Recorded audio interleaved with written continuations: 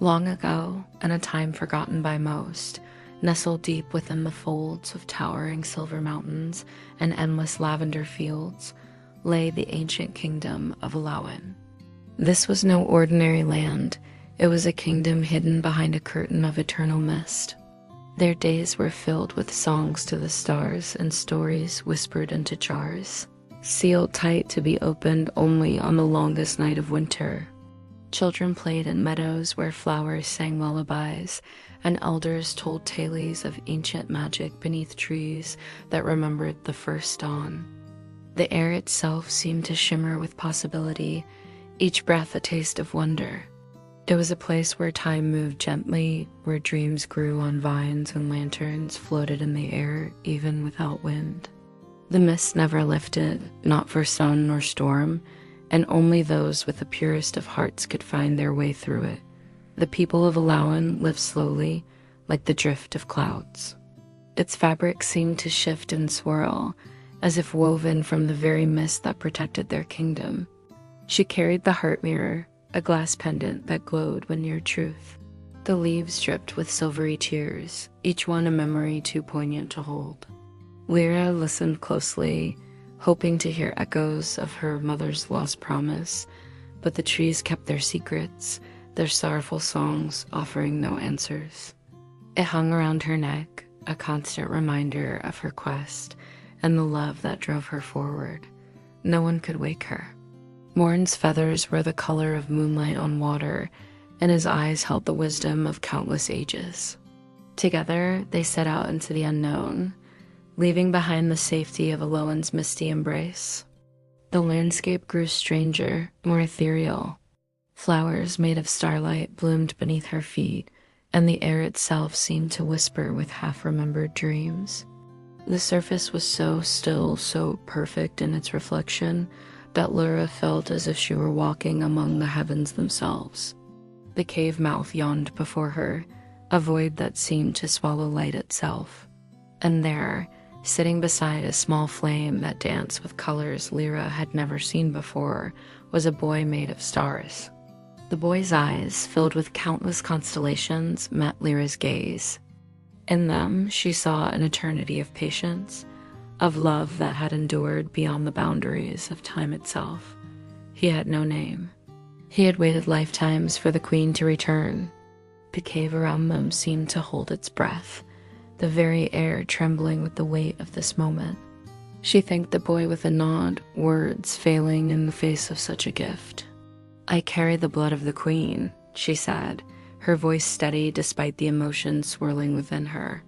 The kingdom seemed to hold its breath as she made her way to the palace, to her mother's chamber where the queen lay in her unnatural sleep. The path seemed clearer now, as if the feather she carried illuminated more than just the physical world around her. Morn guided her true, his wings silent as they cut through the mists of memory. They were filled with the light of remembrance, of love long forgotten but never truly lost. Lyra approached the bed, her heart pounding. With gentle hands, she laid the feather of memory upon her mother's chest, directly over her heart. He held out his hand, and in his palm lay a single feather made of light. It shimmered and danced, alive with the power of remembrance. Let me carry her promise too, if carried by love. Where ancient owls fly, stars fall silent, and dreams grow on vines ... waiting just for you. He waited for me, she whispered, her voice hoarse from disuse. And you ... you found him? She led with a newfound compassion, understanding the true value of promises and the power of remembrance. Lyra grew into a legend, known as the princess who walked through forgotten time. Her tale was whispered into jars and saved for the longest nights, a reminder that even the most lost of things could be found with courage and love. She had loved him once before she became queen. Then slowly, he reached out and touched the heart mirror that hung around Lyra's neck. Lanterns flew higher, stars sang louder, and the mist shimmered like silver rain.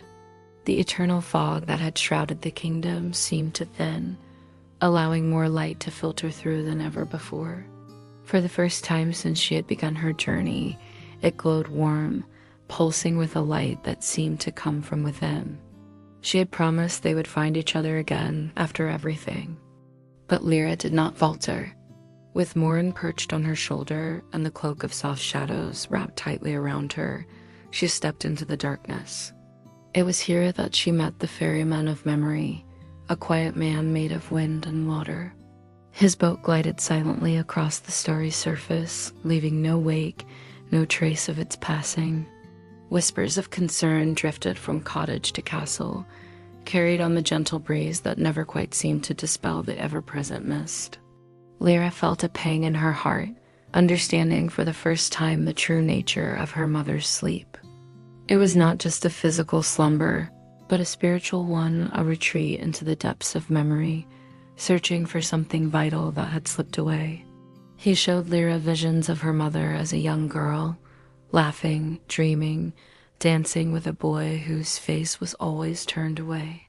The images shimmered on the lake's surface, as fleeting and fragile as the mist itself. The people looked to the palace, their hearts heavy with worry for their beloved queen. The kingdom's ancient seers, elder women with silver hair and voices like bells, gathered in the Moonstone Hall and declared, "The queen's soul is wandering the veil of forgotten light, searching for a promise she once made." In this enchanted realm, life flowed like honey, sweet and unhurried. They knew the weight of the task that lay before the young princess, but she did. But they also saw the strength that burned within her, bright as the stars that hung forever in Aloin's misty sky. But peace, like the mist, is fragile. One autumn morning, as the golden leaves fell in silence, the queen of Aloin fell into a deep and strange sleep. Her heart trembled, but her voice did not. "I shall find the promise. I shall bring my mother back." Her words echoed in the Moonstone Hall, a vow as binding as the mist that shrouded their kingdom. The news spread through Aloin like ripples on still water. The queen's daughter, Princess Lyra, only 16 winters old, stood bravely before the seers. The seers nodded solemnly, their eyes gleaming with ancient wisdom. Thus began a journey unlike any other. Princess Lyra was given the cloak of soft shadows, which made her unseen in danger. Her only companion was an ancient owl named Morin, who had seen every king and queen born in Aloin since the dawn. They wandered first through the weeping forest, where trees whispered forgotten lullabies. Next, they crossed the mirror lake, where stars floated on the water. The ferryman's eyes were pools of infinite depth, reflecting all that had ever been and all that might yet be. "Who is he?" Lyra asked, her voice barely a whisper, afraid to break the spell of the moment. "Someone the queen promised to never forget," said the ferryman, his voice like the gentle lapping of waves on a distant shore.